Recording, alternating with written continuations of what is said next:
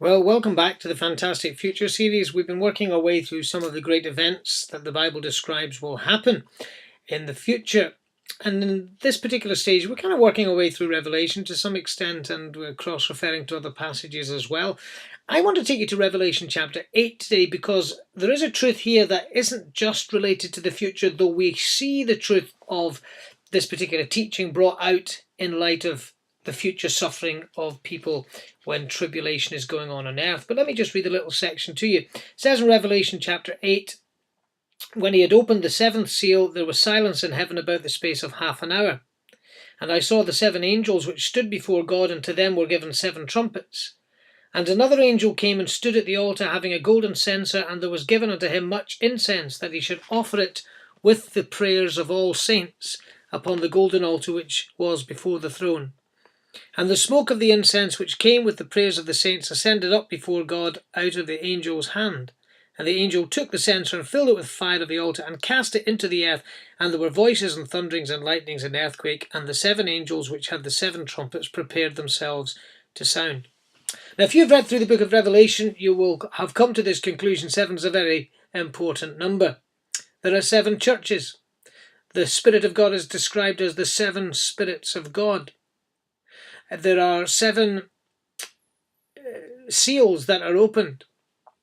There are seven trumpets that are sounded, and later on there will be seven vessels or vials that will be poured out with the wrath of God upon earth. At this stage in the scenario, you will find that the seven seals have been opened, and they usher in the seventh seal at the beginning of Revelation chapter 8. It opens the door to a series of seven trumpets. And those seven trumpets, if we were to read through this whole section or this whole chapter, would find it pours out upon the earth various forms of trouble and tribulation, physical problems that affect the sea, affect the rivers, affect the stars, and so it goes on. Then you go into chapter 9 and the fifth angel sounds, and you go through into the chapter 9 and the sixth angel sounds in the same chapter, and then of course the seventh angel's trumpet is going to bridge the gap between the first half of the book of Revelation and the second half. That's very important stuff. These seven trumpets are announcements. They're clarion calls. They are God saying that things are moving on and the next stage of God's judgment is going to take place. During those judgments, there will be those who are saved people in terms of they, through faith in a coming Messiah, are walking with God. They're not part of the church, they're part of Israel, and they're going to be those who are called the saints or the tribulation saints. Now, they'll be in great problems and troubles and trial and difficulty, and they'll pray. And what I found fascinating was this: when they pray, it says that their prayers, they're not just hot air going up, but they're prayers that are taken and presented to God. Did you notice what we read? It says that the angel stood at with a golden censer. That was something that held hot coal and which incense was put upon.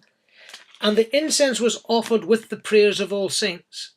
So that meant not the Christians, but the saints of Israel in that future day, that when they offered their prayers, there would be an additional beauty and pleasure that God would get, a fragrance that would be added to their prayers before the throne of God. But you'll notice it's all saints, no exclusions, no exceptions, it's all saints. And the prayers have that additional splendor and beauty and fragrance added to them in the presence of God. My simple point I want you to encourage your heart and enjoy from this is that must be true today. Though the Spirit of God takes the prayers of the Christians and interprets them and makes them understandable to God. Romans chapter 8 teaches that.